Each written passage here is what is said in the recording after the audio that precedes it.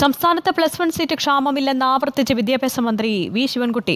Unaided മേഖലയും open സ്കൂളിലെയും കണക്കുകൾ ഉയർത്തിയാണ് നിയമസഭയിൽ മന്ത്രി പ്രതിരോധം തീർത്തത്. മന്ത്രിയുടെ കണക്ക് പ്രകാരം മലപ്പുറം ജില്ലയിൽ 7478 സീറ്റുകളുടെ കുറവാണുള്ളത്. സീറ്റ് ക്ഷാമമുണ്ടെന്ന ഭരണപക്ഷ MLAയുടെ സബ്മിഷനായിരുന്നു മന്ത്രിയുടെ മറുപടി. പ്രതിപക്ഷത്തിന് പുറമെ ഭരണപക്ഷത്തു നിന്നുള്ള പ്രതിനിധികളും മലബാറിൽ സീറ്റ് പ്രതിസന്ധിയുണ്ടെന്ന് അംഗീകരിക്കുന്നു. മലബാറിൽ നിന്നുള്ള മുൻ മന്ത്രി കൂടിയായ അഹമ്മദ് ദേവർകോവിൽ സബ്മിഷനായി വിഷയം ഇന്ന് നിയമസഭയിൽ ഉന്നയിച്ചു. കണക്കുകൾ വെച്ചുകൊണ്ട് ചില കുറവുകൾ, സീറ്റുകളിൽ വന്നിട്ടുള്ള കുറവുകൾ ഉണ്ട് എന്ന യാഥാർത്ഥ്യം നാം മനസ്സിലാക്കേണ്ടതായിട്ടുണ്ട്. പരിഹരിക്കാൻ ഏതാണ്ട് 21,640 കുട്ടികൾക്ക് പ്രവേശനം ലഭിക്കാത്ത സാഹചര്യമുണ്ട്. ഇതിൽ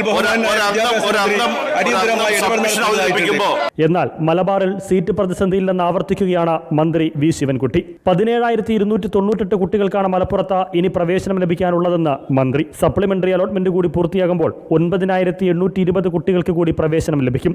പിന്നീടുണ്ടാവുക 7,478 സീറ്റുകളുടെ മാത്രം കുറവായിരിക്കുമെന്നും നിയമസഭയിൽ മന്ത്രി വ്യക്തമാക്കി. അൺഎയ്ഡഡ് ഓപ്പൺ സ്കൂളുകളിലെ കണക്കുകൾ കൂടി നിരത്തിയാണ് സീറ്റ് പ്രതിസന്ധിയില്ലെന്ന് സ്ഥാപിക്കാൻ മന്ത്രി ശ്രമിച്ചത്. കഴിഞ്ഞ വർഷം 14 ബാച്ചുകൾ മലപ്പുറം ജില്ലയിൽ ഷിഫ്റ്റ് ചെയ്ത് നൽകി. ഇതിനു പുറമെ 84 അധിക താൽക്കാലിക ബാച്ചുകൾ ഒന്നാം സപ്ലിമെൻ്ററി അലോട്ട്മെൻറ്റിന് ശേഷം അനുവദിക്കുകയുണ്ടായി. സർ, ഒന്നും അനുവദിച്ചില്ല എന്ന് പറയുന്നതിൽ വിഷമവും ന്യായക്കേടും ഉണ്ടെന്നുള്ള കാര്യം ഞാനിവിടെ സൂചിപ്പിക്കുകയാണ്. മന്ത്രിയുടെ ഈ കണക്കുകൾ പക്ഷേ മുഖവിലക്കെടുക്കാൻ പ്രതിപക്ഷം തയ്യാറല്ല. സർക്കാർ സമീപനം ശരിയല്ലെന്ന നിലപാടിലാണ് പ്രതിപക്ഷം. പിന്നെ പഠിക്കാൻ +2 സീറ്റില്ലെങ്കിൽ അവർക്ക് വല്ല അൺഎയ്ഡഡിലും പോയാൽ പോരെ. പോളിടെക്നിക്കലി സീറ്റില്ലേ? ബഹുമാന വിദ്യാഭ്യാസത്തിൽ ശരിയാണോ? ഈ അപ്രോച്ച് ശരിയാണോ?